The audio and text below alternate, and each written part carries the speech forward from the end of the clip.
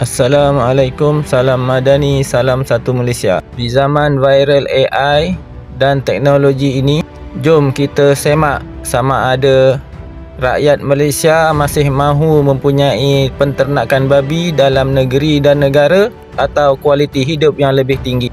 Oleh itu, jom satu Malaysia kita undi sama ada kita mahu peternakan babi lagi atau pilihan lain hanya gunakan babi import sahaja. Type tinyurl/babinono akan membuka website cadangan penyelesaian penternakan babi di Selangor dan di Malaysia. Kajian dari AI, 1.5 juta babi diternak di Malaysia, 60,000 tan sisa air kumbahan daripada babi harian. Tahun 1998-1999 terdapat wabak virus Nipah disebabkan oleh babi. Itu antara isu-isu utama.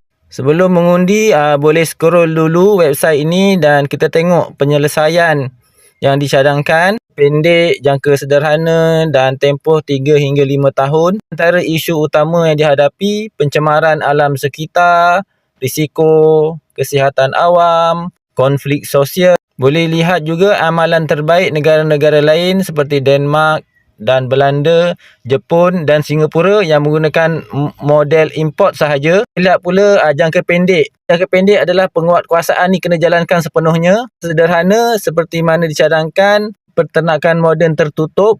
Kita harap itu hanya sementara sahaja. Dan jangka panjang kita ada dua pilihan ya. Pilihan satu, peternakan dengan sistem yang lestari, ataupun pilihan dua iaitu bebas penternakan babi sepenuhnya di Malaysia.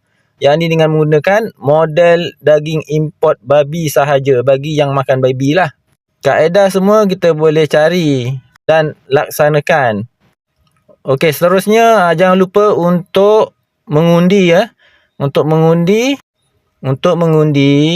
scroll ke atas. Okey. Kemudian ke atas tu nanti boleh jumpa button jajakan pendapat ya, jajakan pendapat dekat atas tu. Okay, klik button tu. Keluar skrin jajakan pendapat tu, keluar skrin pilihan satu penternakan babi domestik kat atas tu. Kemudiannya ada pilihan dua kat bawah. Pilihan 2, peralihan kepada model import sepenuhnya. Jika anda bersetuju, pilih pilihan 2. Kemudiannya submit ya. Kat sini saya dah pilih lah sebelum ni. Jadi beritahu apa pilihan saya sebelum ni. Okey, selepas itu anda boleh lihat keputusannya. Tengok keputusan.